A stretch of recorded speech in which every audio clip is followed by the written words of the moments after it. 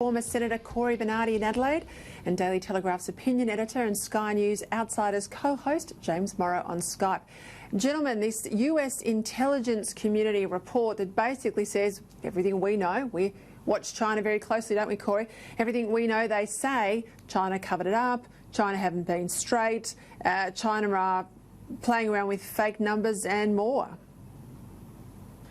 Peter, you're right, and the US intelligence services are right too.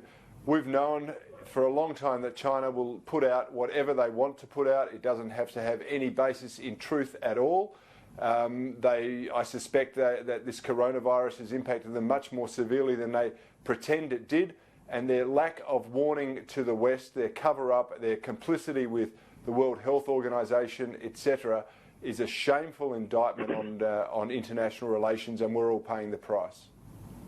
And watch for where they go in terms of buying up assets in other countries, etc. Assets that we couldn't buy if we were taking our checkbook to China.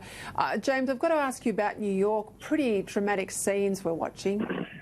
Yeah, no, it is a pretty horrifying scenes. The deaths, the bodies piling up, the health system overwhelmed there. And I think, while I absolutely echo everything Cory said there, I think we also have to note that the outbreak in the United States is mostly concentrated in places like New York, where public officials, for their own reasons, largely politically correct and woke, downplayed the threat of the epidemic right through February and even through March. The mayor, Bill de Blasio, his health commissioners all said, and you can go back and find their tweets and their statements, do not be misled by coronavirus misinformation. Get out there, have a good time. Don't think that there's anything wrong with China or that this came from China. Just go about your lives. And they have a lot to answer for, and this is a reckoning that I think American politics is going to have in the very near future.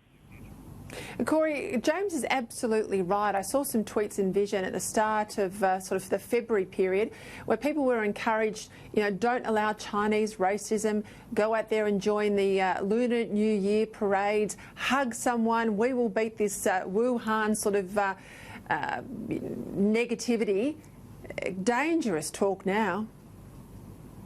Of course, and de Blasio is perhaps the most underwhelming semi-leader that is in the public profile at the moment. He was telling people to go to the cinemas and to hug everyone else, and it's because the left always paint problems as sort of identity politics or racist. They look for an underlying theme and then they try and wrap that problem around that theme.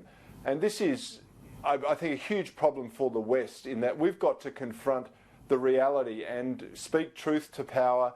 Speak truth to the twit idiots, the fools in the media who want to just repeat all sorts of nonsense. And that's why people tune into Sky. It's why people like some common sense that's coming out of organisations like Sky. It's so desperately needed in this country. Yeah, absolutely. I've got to leave it there. We'll watch what happens in New York over coming days. Thoughts and prayers to everyone who has family in America at the moment. It's pretty tough. There you go. Big show. Thank you very much, gentlemen.